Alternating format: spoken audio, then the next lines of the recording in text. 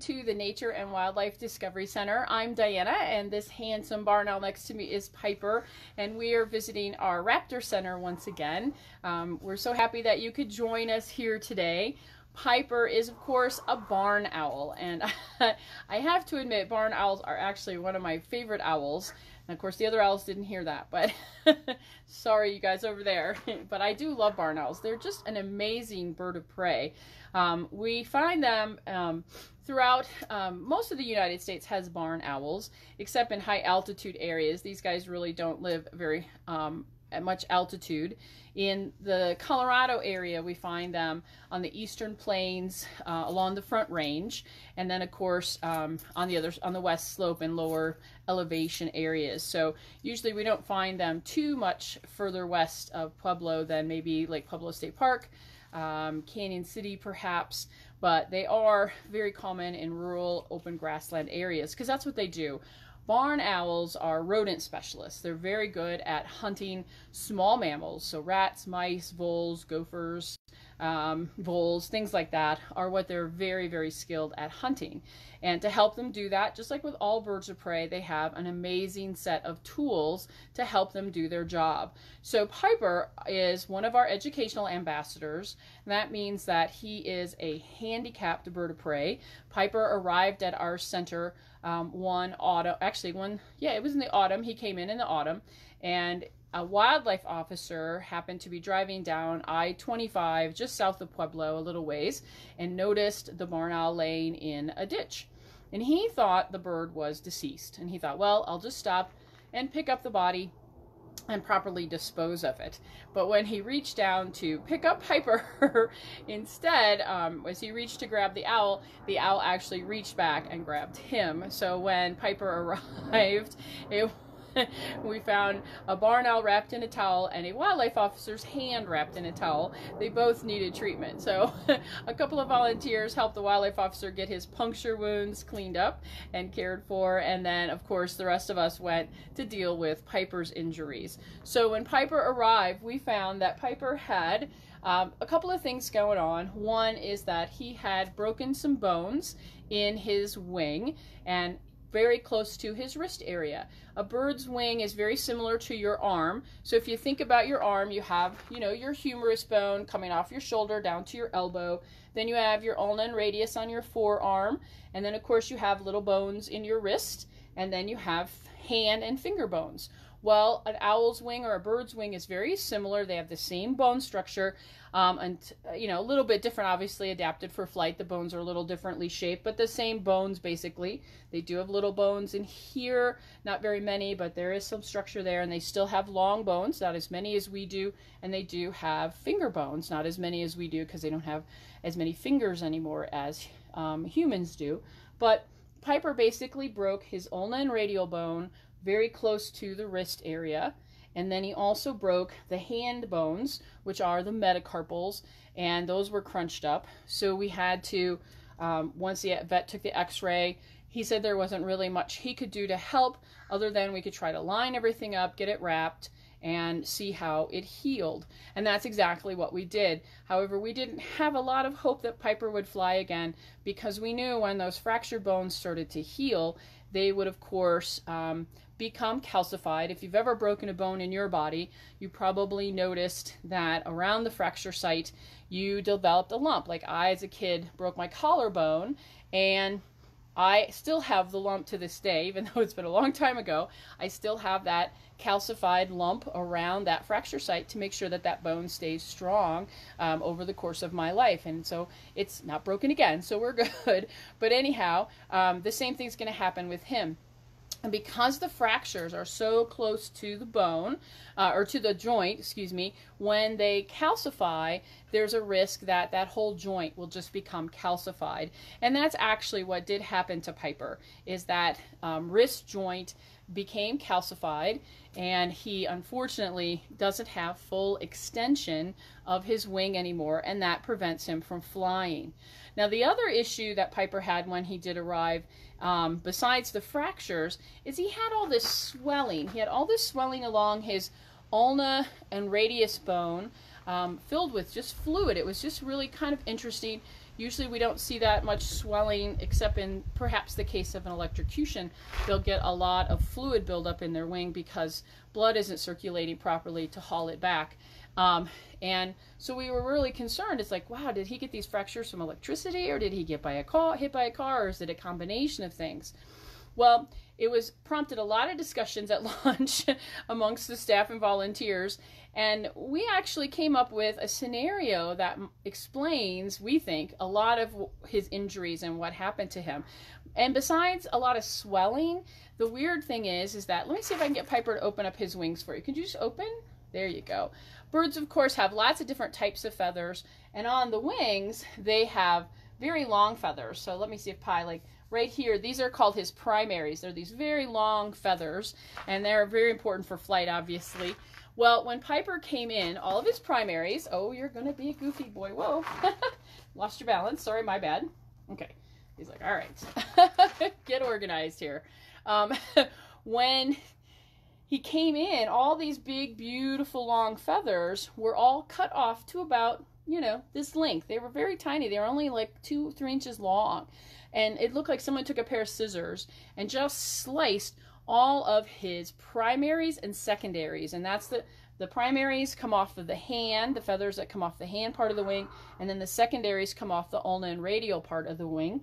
And they're essential for flight. And they'd all look like someone just took a pair of scissors and cut them all off. So that was going to prevent him from flying as well.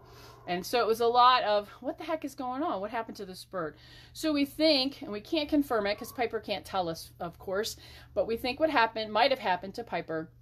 He was flying across I-25, and we think what might have happened is got hit by a car, and he ended up on the highway, and maybe his wing was spread out. We don't know.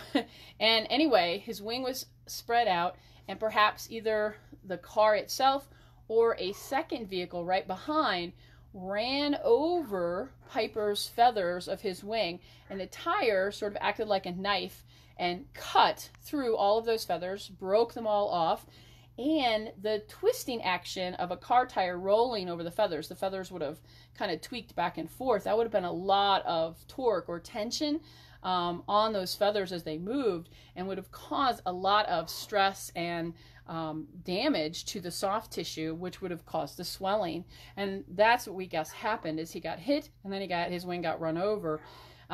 It's possible, we'll never know for sure, but it took a whole year because Piper had already gone through his molt for the year. So we actually had to wait a whole year for all of those feathers on Piper's wing to remolt and come back in before we could even think about seeing if he could fly. So he took a long time to rehab at the center. We just had to be patient, waiting for those new feathers to come in. And then we did, of course, want to give him some flight time, just in case there was the chance that maybe with some activity and some physical therapy, he could regain some of that extension and use of his wrist. But unfortunately, that did not occur. We did try. We wanted to give him every benefit of being able to go back to the wild. But we knew after a few months, after he was able to fly again or try to fly again, it wasn't happening for him. And we were helping him with some physical therapy we were doing with him, as well as him trying to exercise on his own. So we asked permission for him to remain here at the center. And of course, birds of prey, along with most birds in North America, are protected under the Migratory Bird Treaty Act, which means you have to have federal permission to keep these guys in a captive situation, and we keep them for education. So we were able to obtain that permission for Piper to stay and become an educational ambassador with us. And he's been doing a great job for the last 7 years. That is his job, helping us become a teacher. So he takes all of his tools, which in the past would have been used for hunting and gathering food for himself and his family, and now he puts those tools to work teaching people about birds of prey. So of course, barn owls are just really cool birds. I love them. They have these adorable faces, and their face is actually very, very important to them, not just for looking good and getting a girlfriend, but also for obtaining food. So first, if you want to eat, you have to find it. So owls have some really great tools. First of all, they have amazing eyes, and that's true of all raptors. All raptors have amazing eyes.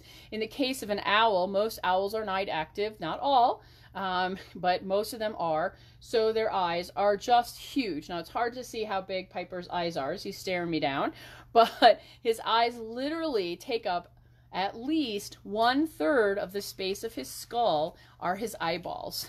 So comparatively, if I were an owl right now, and I had eyes like Piper's for nighttime vision, my eyes would be basically the size of a tennis ball. So I would have these massive eyeballs on my head and I would look really funny, and glasses would be very expensive. So anyhow, we would have this amazing thing going on. But his eyes being very large, they take up a huge amount of space in there. And because they are so large, there's really not space in his skull and the area around his eyes for musculature to move them. So instead, his eyes are actually fixed in their sockets. He cannot move his eyes. So that means if he wants to look to the side or behind him, he has to rotate his head. And while it's true that birds all can turn their heads backwards, they have to be able to do that because birds use their beaks to groom their feathers, which means they have to have enough flexibility in the neck and the head to be able to reach back and reach the tail feathers and the primaries, all the important feathers, except maybe the top of their head. And often they use their talons to groom that, or their toes, or maybe their mate helps groom their head. So it's a kind of a pair bonding issue with them for grooming. It's really kind of cool. So he's got these big eyes for night vision to help him locate his prey in low light conditions. So Piper's out at night, and he would probably be roosting or flying low back and forth across a grassy field because that's the kind of habitat that he likes. Barn owls require grass habitat so they can look for small rodents, and then they need to live somewhere nearby where there's a cavity because they are cavity nesters. So a hollow in a tree, a cave in a cliff, maybe an old den of some other animal in, say, a creek bed or an arroyo, or a barn where they get the name barn owl. So they do have to have access to nearby cavities, and then they do need open country. So rural areas, farms, those are really common places in appropriate habitat to locate barn owls. So he's out searching with his eyes. Now, he can see the mice moving. However, there's a big issue. Even though maybe you can see the mice, it's not always easy to locate them by your eyes, because if you've ever watched a mouse running around, they don't generally run out in the open. If they're in your house, they tend to run under things. Like they run along the baseboards, they run under the furniture, under the refrigerator, all those places where you can't get to them. And in the dark, you can't see them. Even Piper, with his magnificent night vision, can't always see those animals because they're under the grass or in the hay in the barn. Who knows? Maybe they're in a shallow burrow. It's tough to see them. So he needs a second tool in addition to his eyes, and that's his ears. Owls are amazing listeners, and to help them, they have a special facial structure to help them gather sound. Now, you and I, we use, to gather sound, we use our ear. We have a lovely flap on the side of our head, and this is our tool for gathering sound and funneling the sound down into our head where the parts of our ear are located. Well, owls don't do that. They don't really have an external ear flap like we do. Instead, they use the feathers on their face. So on Piper's face, he has this sort of circle. In his case, it's a heart shape. Barn owls have lovely heart-shaped face. And this pattern, we call it a facial disc. It helps Piper to gather sound and then funnel the sound into his ear openings. Now, it's a little hot today. Piper, he's panting a little bit because it's warm where we're standing. There's not much. There was a nice, lovely breeze this morning, but now it's settling down, so it's heating up here in Colorado. But Piper will gather the sound. Now, the pale feathers on his face, these are sort of flat, so the sound waves can hit his face and travel to the outer edge of the disc. And what's really cool is this outer edge, which is a lovely dark color. The feathers there aren't flat. They're actually kind of C-shaped. So he has this C-shaped feather going all the way around his head, kind of creates sort of a tunnel, if you will, around the face. And if I can, see if he'll let me. He's being actually pretty cooperative today. So if I can, there we go. I get my finger right underneath. He's like, ooh, baby, that feels good, scratching. So we go all the way around. So there's literally a tunnel that my finger is running through right now, and it goes all the way across the face. It even is up his beak, and the feathers on the facial disc sort of crisscross here, and there's actually a tunnel up and under, so the sound can travel around to the ear openings. And on Piper, his ears are one of them. Let's see, I found it earlier. Let me see. It's kind of awkward, but let me get up here. There it is. Right where I'm scratching, that is his ear opening. And maybe he's in a good mood. Let me see if I can convince him to let me show you. Oh, nope, you're not going to let me do it? I know it's hot today and I'm asking you for a lot, Piper. But trust me, there'll be a lovely couple of mice in it for you at the end of the day. So I think, well, let's see if I can get my fingers separated. You can see, let me come close. There's his ear opening. Isn't that cool? Look at that. That is his ear opening. And you can kind of see how those feathers are curved right here. And they make that tunnel so that the sound can travel up these flat feathers into the tunnel and into the ear opening. And of course, just like that, he has another ear on the other side. But what's really interesting in a lot of owls is those ear openings aren't directly across from each other. In fact, our ears aren't either. If you've ever put on a pair of glasses, or you wear glasses all the time, you probably notice when you sit your glasses, take them off and you sit them on the counter, one earpiece is bent up a little higher than the other. That's because your ears are just a little bit off center. And that's actually a good thing, having your ears off center from each other. So I don't know if you can see, but you know, here's one ear's right here, and then my other opening is a little bit lower. So my ears are offset, and that's good because what it does is it allows sound hitting your face and entering your ears to sort of enter at different angles.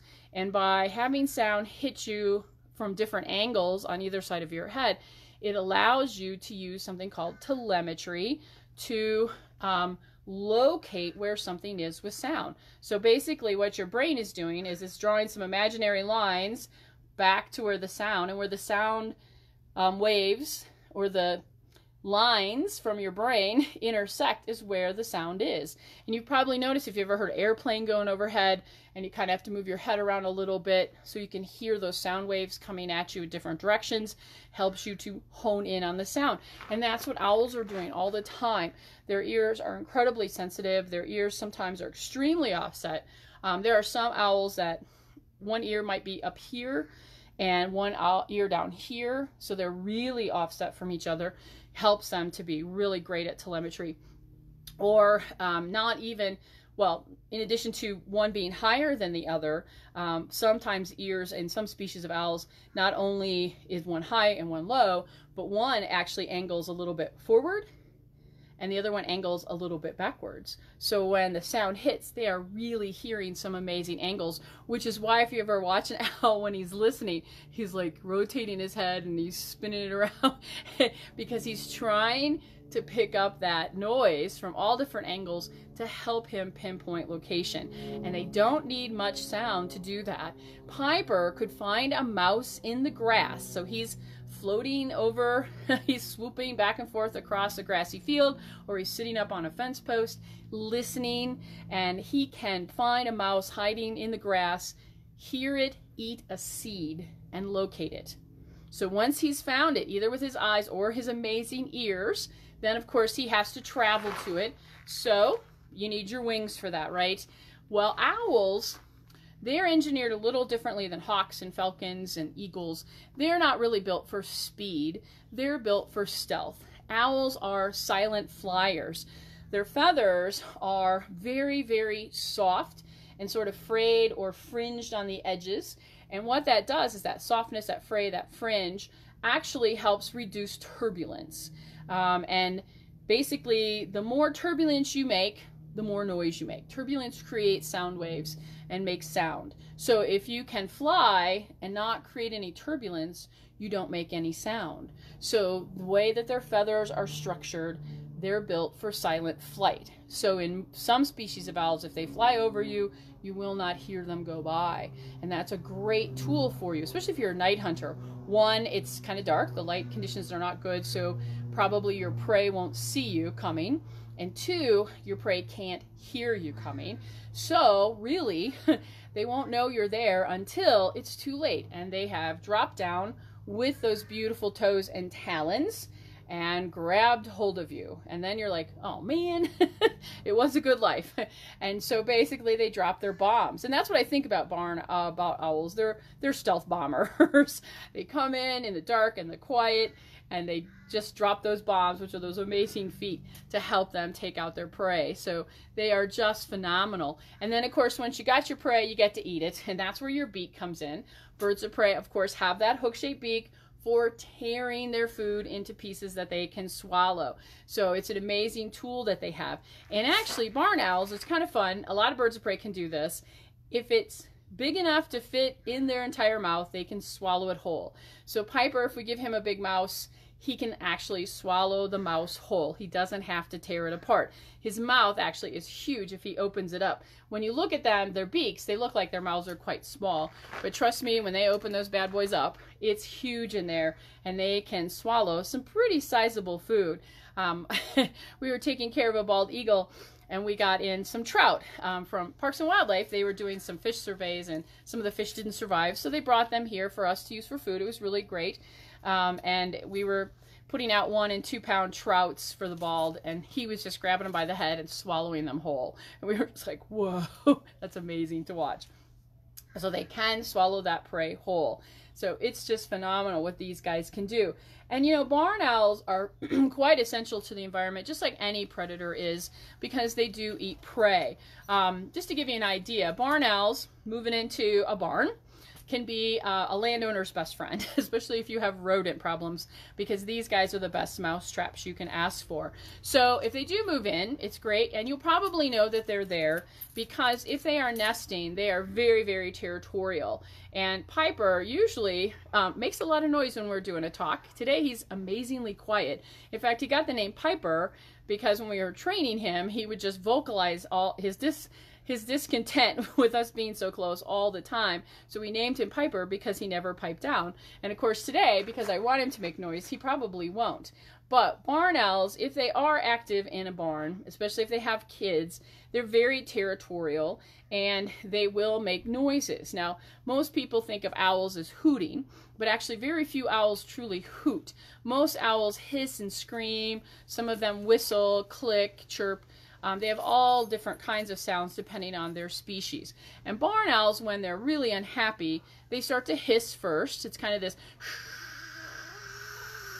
sort of noise, and it will escalate as the owl gets more upset and trying to threaten you to go away. So often if you're walking in the barn and you're approaching the nest, and they're usually up high, they're usually up in the rafters or a loft, they'll make their nest on the hay bales oftentimes.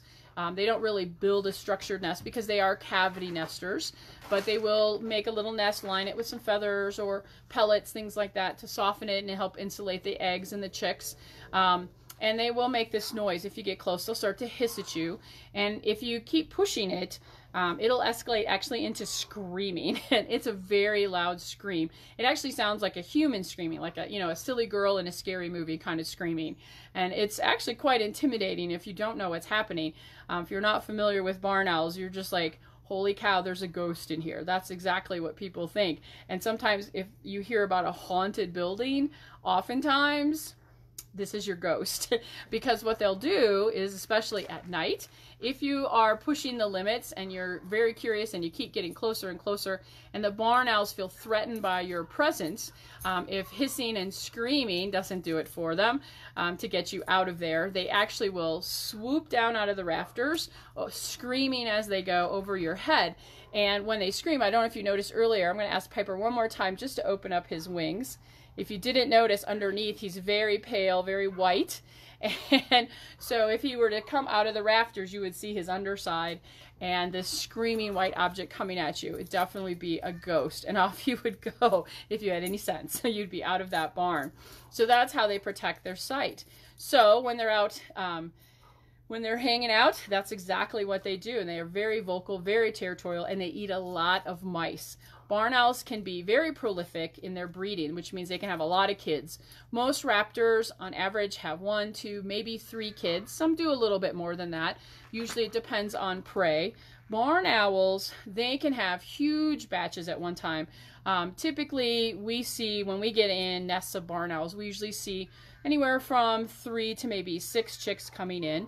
But we have gotten in clutches. That's what we call a the group of babies is a clutch.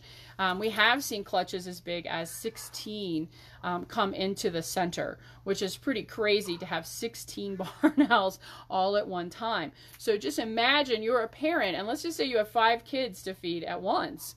Well, that means mom and dad, when they go hunting, they have to catch enough food to feed themselves and then also a growing family of 5.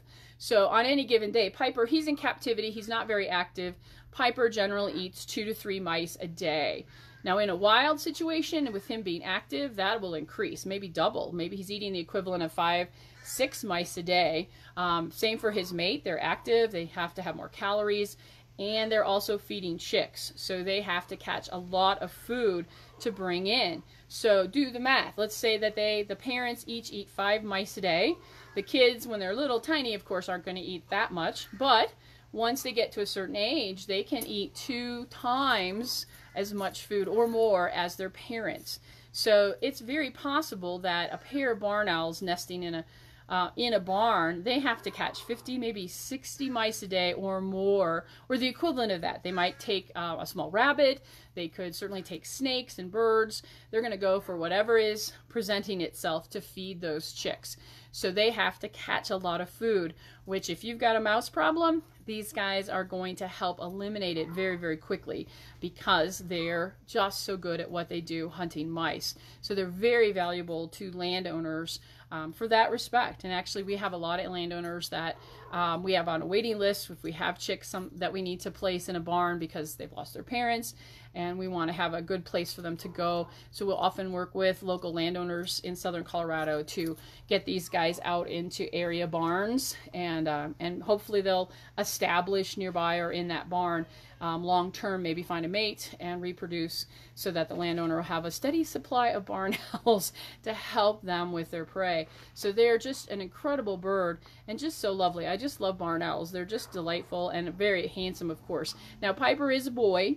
In most birds of prey, you can't tell boys and girls apart by their colors. They're the same. They have the same color pattern, whether they're male or female. But a few species break the rule. And in barn owls, they do. The male barn owls, yep, Piper, we're almost done. The male barn owls have white faces and white undersides. The females have more of a beige, creamy color to their face and underside, so you can tell them apart. And the girls are a little bit bigger than the boys, and that's true of most raptors.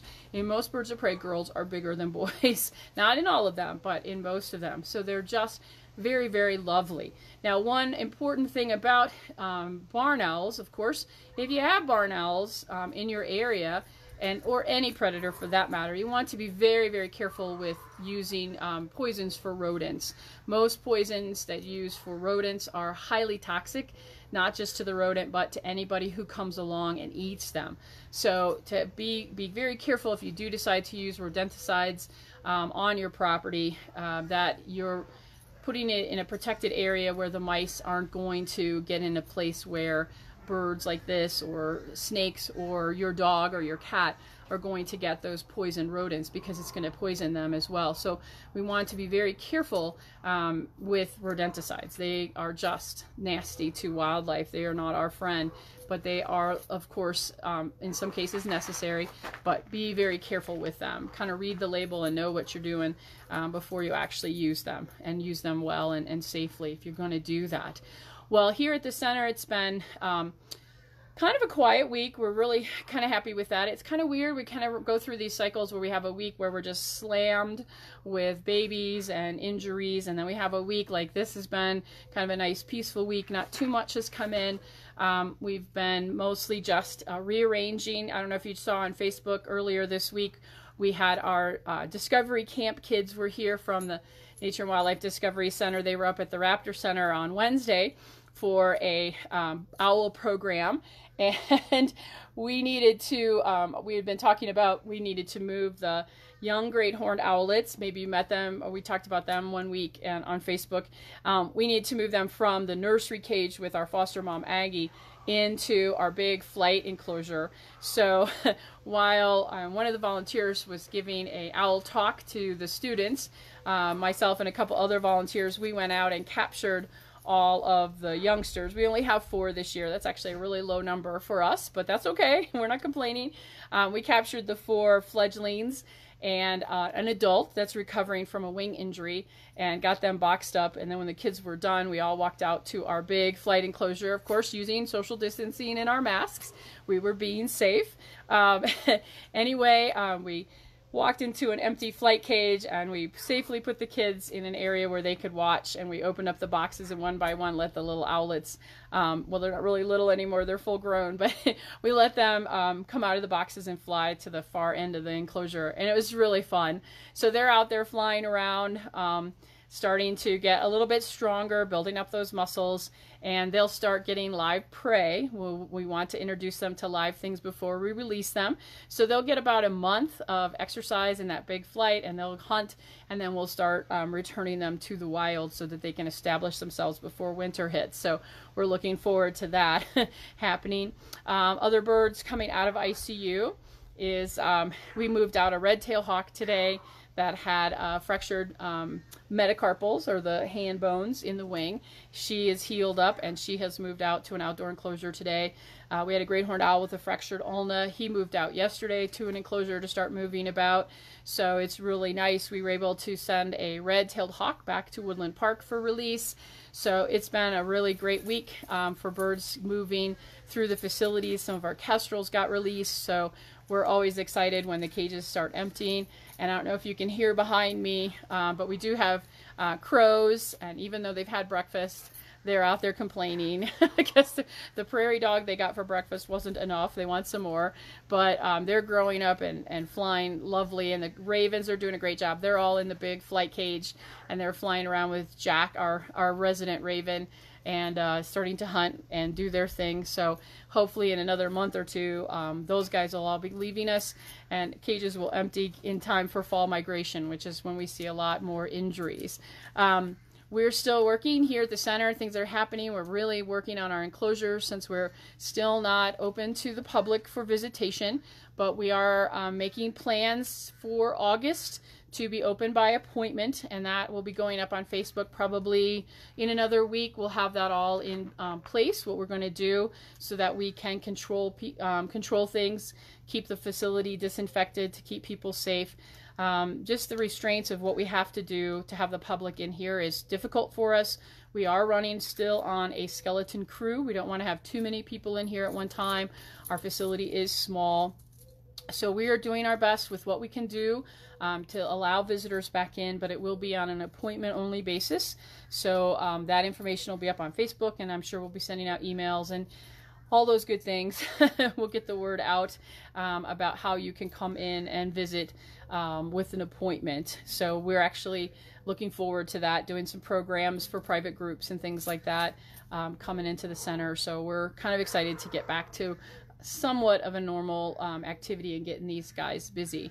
Well, for Piper and I, Piper is hot, and so am I. Yes, he agrees. There it is. That's what I wanted him to do earlier.